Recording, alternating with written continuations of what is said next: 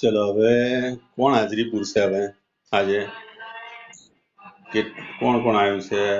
દીપ, કેવલ, મેઘા, મેં આવી ગયો છે ને? ચલો મેં હાજરી પૂર લેજે, બરાબર? હલો, ઓકે, ચલો. હું ભાઈ તારી જ રાહ જોતો હતો કે ભાઈ તું આ એટલે પછી હું કહી દઉં, બરાબર? હવે બધા રોલ નંબર લખી દો, ચલો ફટાફટ, બરાબર? રોલ નંબર લખી દો. ચલો, ગઈકાલે આપણે કઈ ચર્ચા કરી એની અંદર કંઈક આવું કહેતા હતા આપણે કે વક્રીપવન.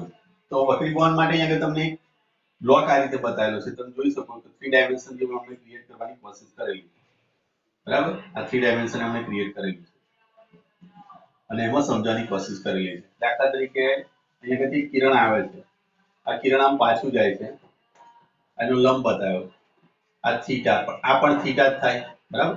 અને આ અહીંયા આગળ તમે જોઈ શકો આ દાખલા તરીકે n1 બરાબર 1 એટલે વન માધ્યમ હોય અને આ કાચનું માધ્યમ હોય તો આ ઘટ માધ્યમ થયું. તો જ્યારે કિરણ, આપાત કિરણ હવાના માધ્યમમાંથી ઘટ માધ્યમમાં આવે તો એવા સંજોગોની અંદર આ એ લંબ તરફ વળશે. એ લંબ તરફ વળ્યું આ રીતે તમને બતાવશે. અહીંયા આ લંબ તરફ વળશે. હવે અહીંયા આગળ તમે જોઈ શકો કે આ જે એંગલ થયો એને r કહેવાય. આ એંગલ જે થયો એને ઇન્સિડન્સ એંગલ. પણ આ ત્રણે ત્રણ વસ્તુ માટે એમને સ્પેશિયલ વ્હાઇટ પોર્શન બતાવ્યું. એનો મતલબ એ થયો કે એક જ સમતલની વાત થઈ છે. એક જ સમતલ, બરાબર? જે રીતે આપણે પરાવર્તનના કિસ્સાની અંદર દાખલા તરીકે આ એક સપાટી છે, આ સપાટી પર જો હું કોઈક વિકિરણ આપાત કરું, દાખલા તરીકે આ સપાટી છે અને અહીંયા આ સપાટી પર મેં વિકિરણ આપાત કર્યું, દાખલા તરીકે આ એક આપાત કિરણ થયું, આ તમારો લંબ થયો, બરાબર? ધેટ મીન્સ કે આ થીટા થયો, આ તમારો આપાત કોણ થયો. આ જે કિરણ થયું એ આપાત કિરણ અને અહીંયા આગળથી એનું પરાવર્તન થાય, આ બાજુ એનું પરાવર્તન થાય. કોઈ સપાટી છે, માની લો કે આ પરાવર્તક સપાટી છે અને આ એંગલ થયો એ તમારો r એંગલ થયો. તો તમે અહીં જોઈ શકશો કે આ લંબ થયું, આપાત કિરણ થયું અને આ પરાવર્તિત કિરણ કિરણ. તો હંમેશા યાદ રાખજો કે પરાવર્તનના કિસ્સામાં કે વક્રીભવનના કિસ્સાની અંદર આ બે વસ્તુ ક્લિયર માઇન્ડમાં હોવી જોઈએ કે આપાત કિરણ, લંબ અને પરાવર્તિત કિરણ આ ત્રણે ત્રણ એક જ સમતલમાં હોય. આ સમતલની અંદર હોય કોઈ દિવસ અહીંથી આમ કિરણ બહાર ના નીકળે, અહીંથી કોઈ એંગલ ના બનાવશે તો આની જોડે જ બનાવશે. તો એક જ સમતલની અંદર રહેશે. સમતલનો તમને ખ્યાલ હોવો જોઈએ. દાખલા તરીકે હું તમને કહી શકું કે મારી અને મોબાઈલની વચ્ચે કેટલા સમતલ હોઈ શકે?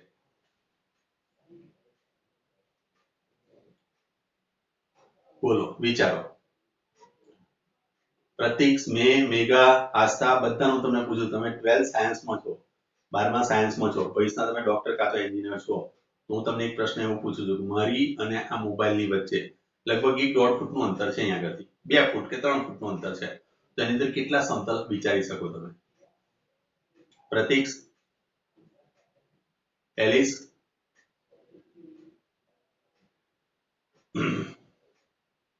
અહીં તમે જવાબ આપવાની કોશિશ કરો કારણ કે આપણે ઓપ્ટિક્સ ભણી રહ્યા છે. ઓપ્ટિક્સ એટલે તમારી ચરમસીમા. આપણે જે ફિઝિક્સની ચરમસીમા કહેવાય છે ને તે ઓપ્ટિક્સ છે, કારણ કે ઓપ્ટિક્સ એ આપણું લાસ્ટ ટોપિક હોય. ઓપ્ટિક્સ પરથી જ તમે ઇલેક્ટ્રોનિક્સ અને એના પરથી તમે આઈસી નું નિર્માણ એ બધી વસ્તુ એના પરથી શીખવાના છો. તો આઈસી બેઝ જે કઈ વસ્તુ છે અત્યારની તારીખમાં તમે જો આઈસી વગર કોઈ ઇન્ટિગ્રેટેડ સર્કિટ જે તમે મોબાઈલ વાપરો છો, બરાબર, અથવા તો ટેકનોલોજી તમે જે હાઈએસ્ટમાં હાઈએસ્ટ ટેકનોલોજી ગણો છો એનું આ સારાંશ છે અને એનું આ મૂળ છે એવું કહી શકો. સારાંશ ના કહી શકું, એના મૂળથી તમારે આગળ વધવાનું છે. તો મારી અને તમારી વચ્ચે, મારી અને મોબાઈલ એટલે તમે છો એવું વિચારું છું. તમારી મારી વચ્ચે કેટલા સમતલ વિચારી શકાય? તો અસંખ્ય સમતલ હોઈ શકે.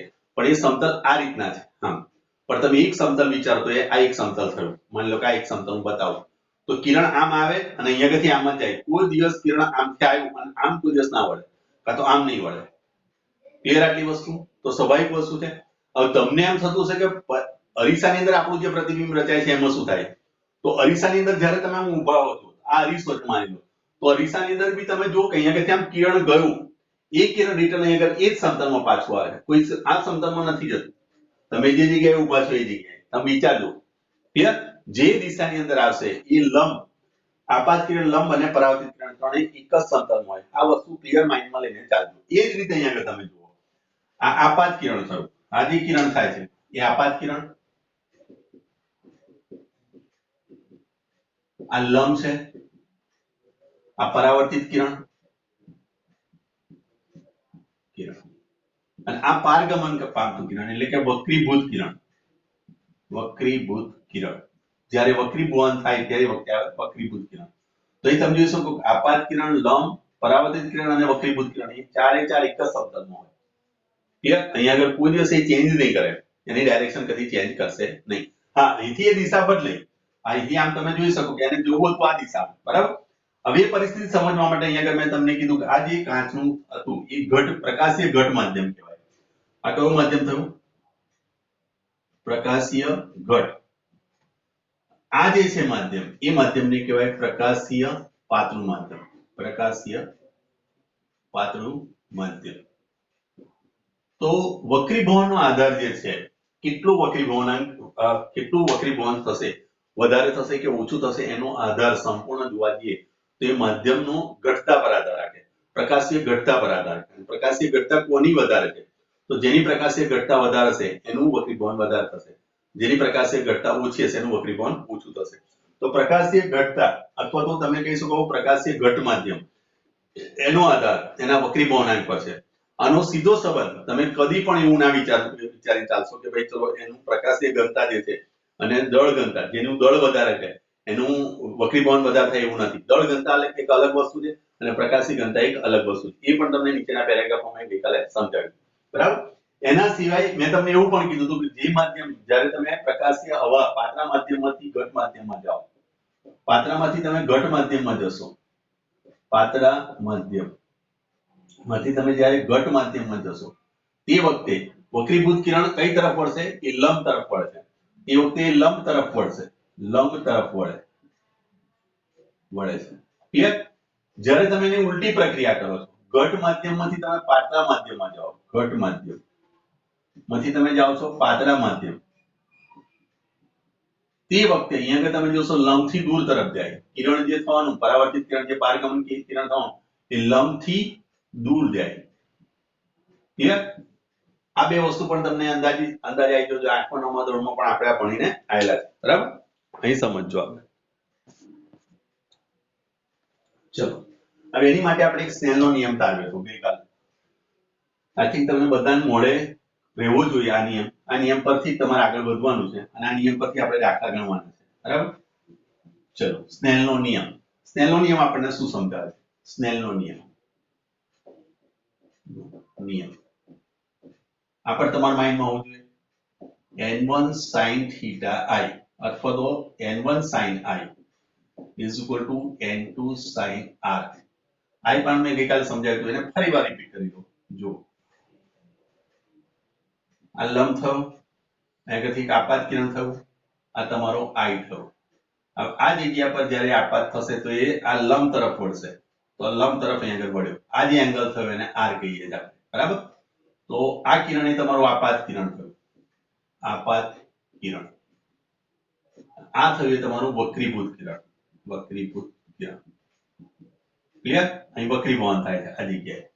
તો આ એંગલ i આપાત કોણ થયો, આ વક્રીભૂત કોણ થયો. આપાત કોણ અને વક્રીભૂત કોણ એ તમને r અને i વડે દર્શાવેલા છે.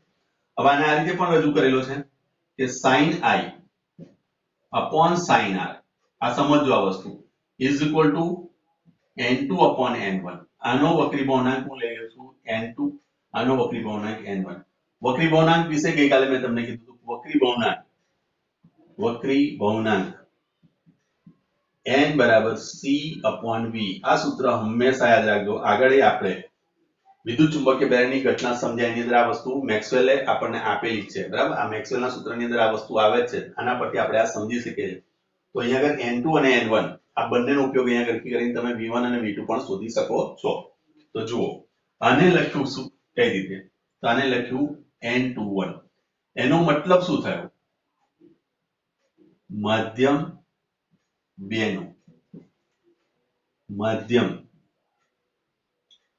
1 ની સાપેક્ષે વક્રીભવનાંક.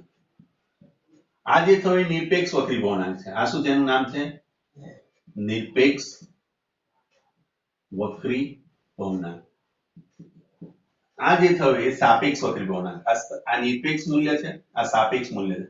આ બંનેનો ઉપયોગ કરીને આપણે આનું સૂત્ર પણ આપણે તારવી શકીએ છીએ. ક્લિયર? હવે આનો ઉપયોગ કરીને જો અહીંયા આગળ હું લખવા જાઉં sin i upon sin r is equal to n ની જગ્યાએ તમે શું લખશો? તો n ની જગ્યાએ તમે લખશો c અને 2 છે.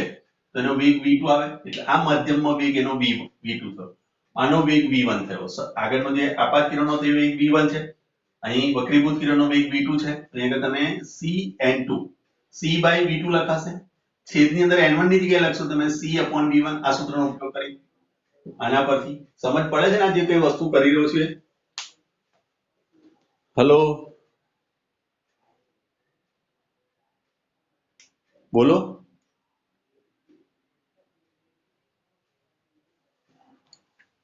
ઓકે ચલો હવે અહીંયા આગળ જુઓ આ cc કટ થઈ ગયો તો તમારી જોડે આવશે v1 upon v2.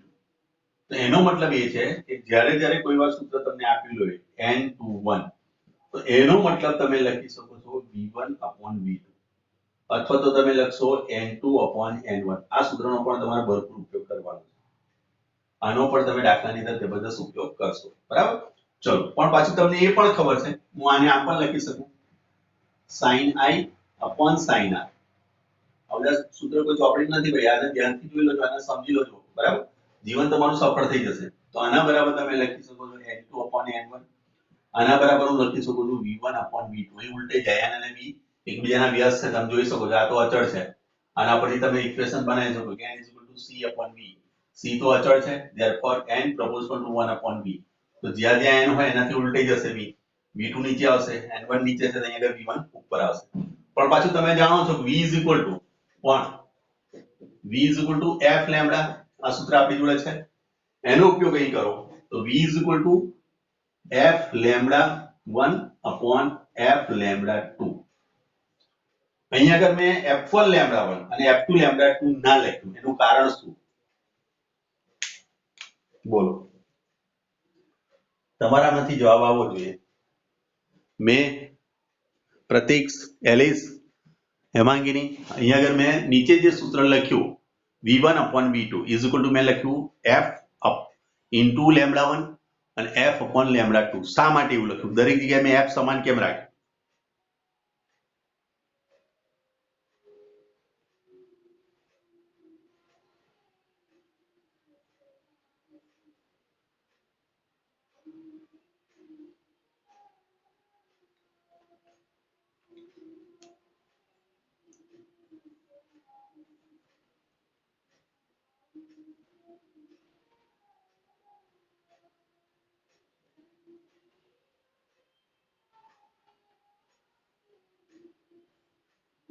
પ્રશ્ન સમજ ના પડી તમને? હેલો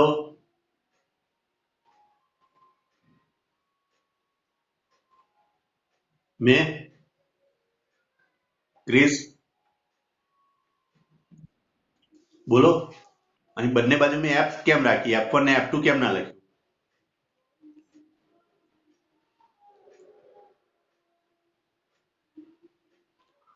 ફિઝિક્સમાં નપાસ થઈને આવશો ચાલશે પણ આ તમને ખબર હોવી જોઈએ.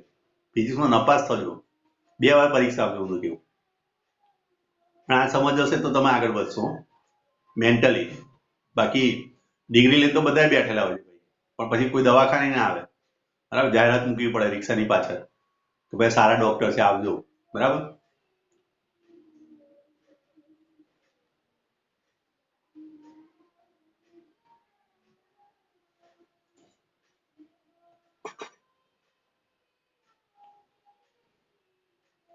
વિચારી જુઓ ચલો બધા.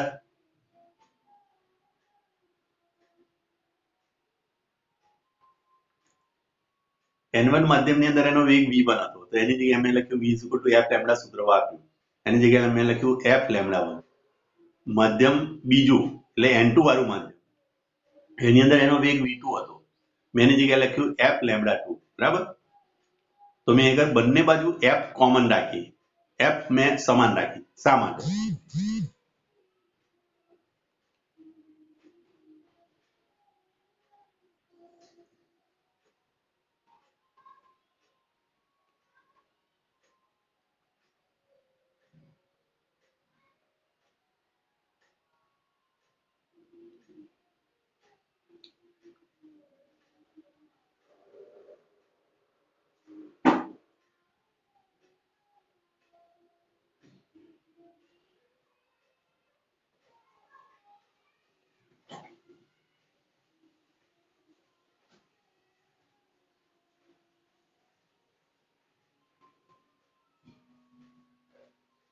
અને નોંધ લખું છું એ મોઢે રાખજો દરેક જણ.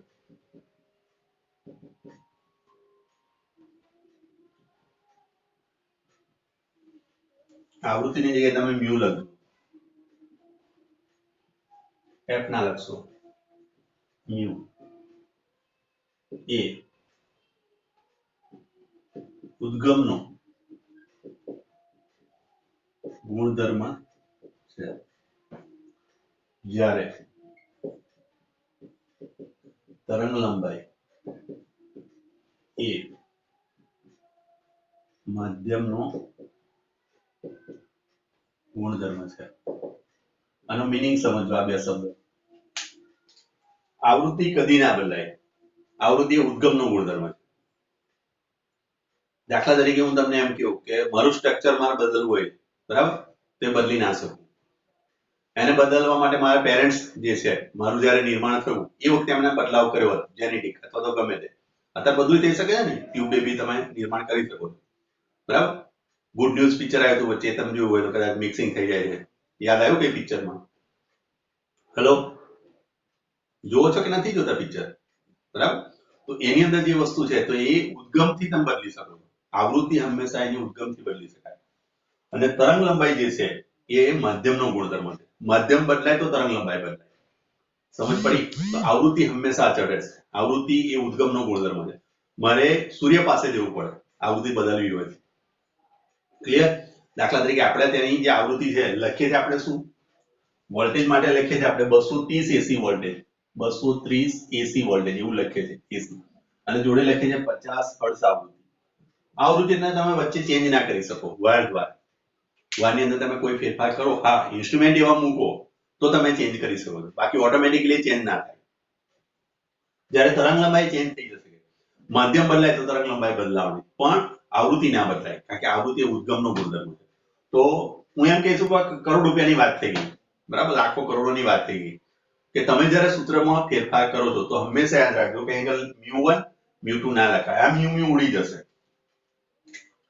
આ મ્યુ ઉડી ગયો એટલે આપણી જોડે એક સરળ સૂત્ર શું થઈ ગયું? તો મને એટલી ખબર પડે કે sin i upon sin r. Clear? જો માધ્યમ બીજું એ તમારું n2 હોય અહીંયા આગળ, તો n2 upon n1 is equal to અહીં લખાશે v1 upon v2 is equal to અહીંયા આગળ લખાશે λ1 upon λ2. આ સૂત્રનો તમે ભરપૂર ઉપયોગ કરી શકશો એન્ટ્રન્સ બોર્ડ ગમે તેની અંદર જ્યારે તમે દાખલા ગણશો. તો આ સૌથી અગત્યનું ઓપ્ટિક્સ ની અંદર સૌથી સારામાં સારું આ સૂત્ર છે. આનો ઉપયોગ તમારે આગળ ભવિષ્યમાં કરવાનો છે. તો આની વસ્તુ તમને ખ્યાલ આવી જોઈએ, બરાબર. આનો અંદાજ તમને રહ્યો છે કે λ1 ને λ2 તો આવૃત્તિ ક્યાં ગઈ, બરાબર. તો v અને જો λ તમારી જોડે આવી જાય તો તમે આવૃત્તિ પણ શોધી શકો છો આરામથી, કારણ કે v f λ, v μ λ. અહીં μ લઈ લો, μ λ, v μ λ. આ સૂત્ર પર જો v અને λ તમને મળી જાય તો આવૃત્તિ તમે ઓટોમેટિક શોધી શકો છો. તો આના વિશે દાખલો તમને પૂછી શકે છે. ક્લિયર આટલી વસ્તુ? હવે અહીં આગળ જુઓ, આપણને શું કીધું છે કે આ વસ્તુ મેં તમને સમજાવી, માધ્યમ 1 અને માધ્યમ 2. હવે જો બાય ચાન્સ આને માધ્યમ 1 ગણવામાં અને 1 ગણવામાં તો આ સૂત્ર આખું સ્ટ્રક્ચર બદલાઈ જાય. હું ધ્યાન રાખજો. તો અહીંયા આગળ તમે લખશો આના બરાબર અત્યારે લખ્યું તો આપણે n21, તો હવે અહીંયા આગળ તમારી જોડે સૂત્ર થશે sin i upon sin r is equal to n12 થઈ જશે. જ્યારે 1 હોય ને આગળ 2 હોય તો આનો મતલબ થાય માધ્યમ 2 ની સાપેક્ષે માધ્યમ 1 નો વક્રીભવન. આ વસ્તુ કરોડો રૂપિયાની છે, આ પણ ધ્યાન રાખજો. આ તમે નહીં સમજો તો આગળ દાખલા નહીં ગણાય. તમને કોની સાપેક્ષે કોનો વક્રીભવનાંક લેવાનો છે એ સંબંધ નથી, તમે દાખલો નહીં ગણી શકો. આ ધ્યાન રાખજો. આના બરાબર જ્યારે હું લખવા જઈશ તો અહીંયા લખીશ n1 upon n2, આના બરાબર લખાશે v2 upon v1, આના બરાબર લખશે λ2 upon λ1. આખું સૂત્ર બદલાઈ ગયું. એટલે તમે આ વસ્તુનો વિચાર કરીને ચાલજો. જ્યારે તમે સૂત્ર ગોખતા હોય તો ગોખણ પટ્ટી ના કરશો, અને સમજી વિચારીને ચાલજો, કારણ કે આ સમજ શક્તિ તમારે આગળ કામમાં લેવાની. દાખલાની અંદર ગમે તે ફેરવી શકાય, દાખલા જગ્યાએ ગમે તે વસ્તુ ફેરવી શકાય. આનો મીનિંગ તમને ખ્યાલ હોવો જોઈએ. અધરવાઇઝ હું આમ પણ કહી શકું, આ જે વસ્તુ જે છે એને આમ પણ કહી શકાય. વિડીયો બને છે પાછું જોઈ લેવા દો. ઓકે, આ બધી વસ્તુનો મીનિંગ છે. આ દરેક વસ્તુને મને તો ખબર નથી પડતી તમે લોકો એને છોડો છો કેવી રીતે. આ વિડીયો હું મૂકું છું, માંડ 5-6 જણા જુઓ છો, બરાબર? તમે તો કઈ રીતે તમે સમજો છો? આપણે ટાઈમ થાય એટલે પછી પાછા આવી જજો ઇન્ક્લુડ થવા માટે. પાછી વોર્નિંગ આવી ગઈ છે, બરાબર? ચલો, આનો મીનિંગ એવો પણ લખી શકાય કે n21 = 1 / n12 પણ લખાય. એ જ રીતે n23 હોય તો આને પણ હું લખી શકું n32. આવી રીતે કોઈ જગ્યાએ તમને ખાલી જગ્યામાં પૂછી શકાય, બરાબર? હવે n34 નો મીનિંગ શું થાય? તો n34 નો મીનિંગ આમ પણ લખી શકીએ આપણે n3/n2 into n2/n1 into n1/n4. આવું પણ લખી શકાય છે. તો આનો મતલબ શું થશે? તો અહીં લખશો n32 ગુણ્યા n21 ગુણ્યા n14. આ મીનિંગ પણ થાય n34 નો મીનિંગ. આવું પણ તમને ખાલી જગ્યામાં પૂછી શકાય. સમજ પડે છે? ફરી વાર જોઈ લો. અહીં તમને આવું કીધું, ચલો અહીં દાખલા તરીકે આપણને એવું લીધું n54. આનો મીનિંગ શું થયો? n5/n4, બરાબર? આ મીનિંગ થયો, બરાબર? ચલો, એ જ રીતે અહીં તમને n45, તો આનો મતલબ થાય n4/n5. આ પણ લખી શકાય. આ એકબીજાના વ્યસ્ત છે તો આને આમ પણ લખી શકો n45. n45 નો મીનિંગ શું થાય? તો n4/n5. n5 તમે ઉપર લઈ લો by n4, તો એની જ વસ્તુ આવી.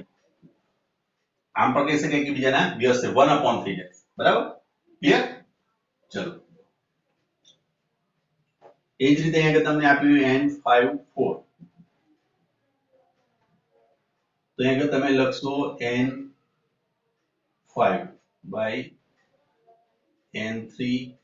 n3 લીધો ને અહીંયા આગળ n3/n2 into n2/n1 into n1/n4. ચલો આ 3 cancel, n2 cancel, n1. Okay, ચલો તો આને લખાય n53 ગુણ્યા n32 ગુણ્યા n21 ગુણ્યા n14. આ રીતે પણ એનું સાદુરૂપ તમારે આપવાનું થાય. આ પણ તમને પરીક્ષા પૂછી શકે છે, ધ્યાન રાખજો. બોલો, છે કોઈ કન્ફ્યુઝન આમાં? આ સમજાવવામાં કોઈ જગ્યાએ તકલીફ હોય તો મને કહી દો, હું તમને ફરી સમજાવું. હેમાંગિની, જીયા, આસ્થા, પ્રતીક. ઓકે, ચલો જઈએ આગળ. આ ખાસ કરીને તમને ખાલી જગ્યામાં એમસીક્યુ પૂછશે આ બધી વસ્તુ, બરાબર?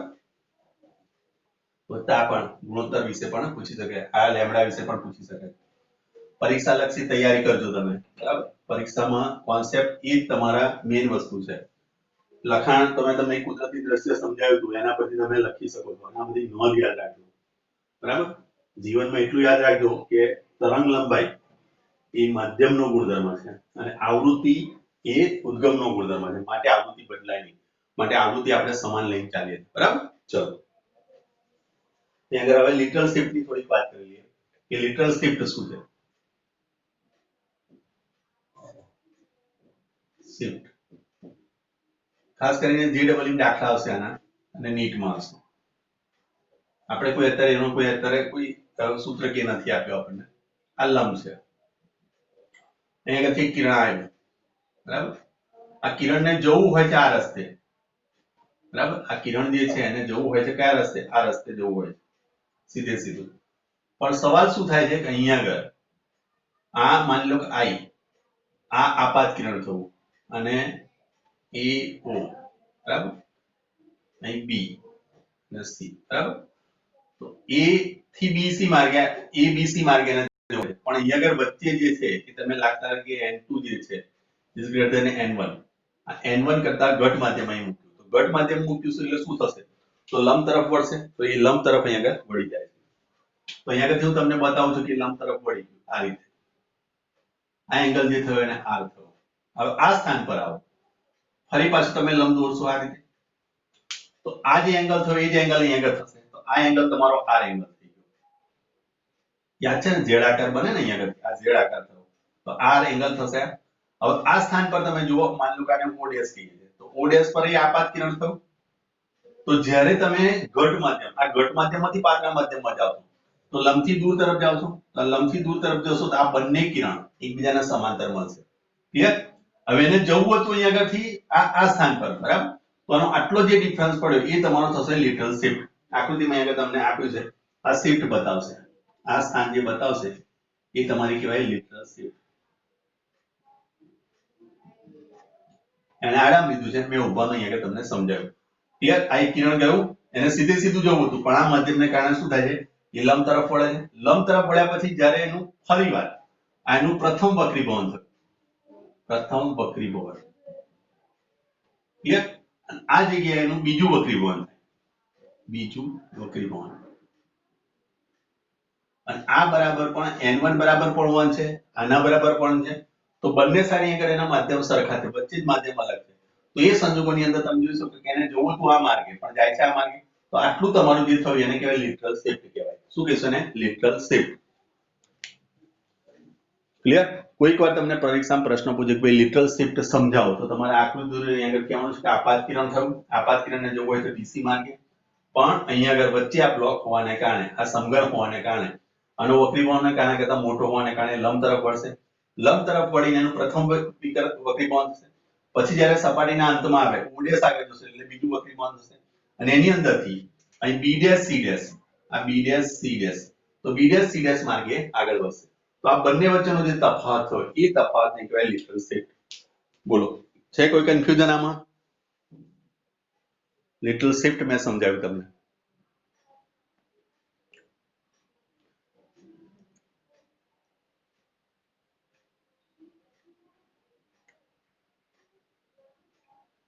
ઓકે ચલો અહીં એક સરસ સવાલ મળે આપણે એ સવાલ મૂકી શકીએ છીએ આગળ ક્વેશ્ચન તમને આવો પૂછવામાં આવે કે લિટરલ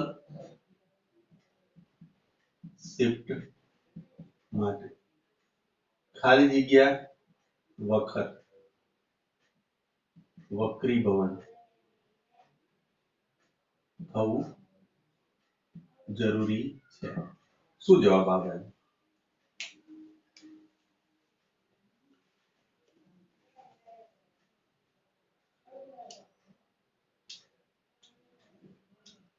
લિટરલ શિફ્ટ માટે ખાલી જગ્યા વખત વક્રીભવન થવું જરૂરી છે ઓછામાં ઓછું 2 વખત થવું જરૂરી છે ધ્યાન રાખજો કેટલી વાર કેટલું લખ્યું 2 વખત વેરી ગુડ ચલો સરસ 2 વખત ઓછામાં ઓછું 2 વખત થવું જોઈએ 2 થી વધારે વાર થાય પણ શકે પણ ઓછામાં ઓછું 2 વખત હોવું જોઈએ અહીંયા આગળ સીધે તમને ઓપ્શન આપેલા છે 1 2 3 અને 4 તો ઓછામાં ઓછું તમે લખી શકો છો 2 વખત અને વધારે જે મહત્તમ આપ્યું એટલું તમે લખી શકાય આટલી વસ્તુ માઇન્ડમાં ક્લિયર લઈને ચાલજો બરાબર બધી વસ્તુ સમજીને ચાલજો હું એમ કહેવા માંગુ છું બરાબર આની તૈયારી સાથે ભરપૂર રાખજો તમારી જે પરીક્ષા આવી રહી છે એ પરીક્ષાની અંદર આ નોલેજનો તમારો ઉપયોગ કરવાનો ક્લિયર ચલો એના પછી હવે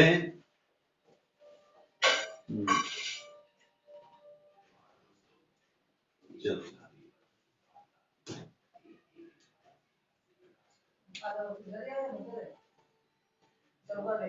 હવે આભાસી ઊંડાઈ અને વાસ્તવિક ઊંડાઈ માટેનું સૂત્ર આપણે તારવવું છે બરાબર આમ તો સૂત્ર એવું છે કે hi/ho is equal to n1/n2 આ સૂત્ર તમે યાદ રાખજો આ સૂત્રને હું થોડું ક્લેરિફિકેશન કરી દઉં છું hi/ho hi એટલે આભાસી ઊંચાઈ hi લખાશે એટલે કે આભાસી ઊંચાઈ i નો મીનિંગ થયો આભાસી ઊંચાઈ ભાગ્યા ho એટલે વાસ્તવિક ઊંચાઈ આ સૂત્ર યાદ રાખી દેજો વાસ્તવિક ઊંચાઈ એના બરાબર n1 એટલે જે માધ્યમમાંથી વસ્તુનું અવલોકન કરવામાં આવે છે તેનો વક્રીભવનાંક ક્લિયર અને છેદની અંદર જે માધ્યમમાં વસ્તુ છે તેનો વક્રી બહુણી આ સૂત્ર યાદ રાખીને ચાલજો કારણ કે મોટા ભાગના દાખલા આના પર પણ હોય છે ખાલી જગ્યાઓ આના બેઝ પરથી હોય છે હવે જુઓ માની લો કે એક આ પાણી ભરેલું છે માની લો કે અહીંયા આગળ પાણી ભરેલું છે અહીંયા આગળ એક સિક્કો પડેલો છે શું છે એક સિક્કો છે બરાબર ક્લિયર હવે અહીંયા આગળથી તમે જોઈ રહ્યા છો ઉપરથી તમે વસ્તુ જોઈ રહ્યા છો આ તમારી આંખ છે બરાબર વસ્તુ તમે જોઈ રહ્યા છો ચલો તો અહીંયા આગળ શું થશે હવે અહીંથી જરા એનું કિરણ જશે આમ બરાબર આ જગ્યા પરથી અહીંયા આગળ ગયું આ બે કિરણ અહીંયા આગળ આમ ગયા બરાબર આ કિરણ આ બાજુ ગયું આ કિરણ આ બાજુ ગયું તો અહીંયા આગળ તમે જોઈ શકશો કે આ કિરણ જ્યારે અહીંયા આગળથી જશે ત્યારે શું થશે એ બહારની તરફ વળશે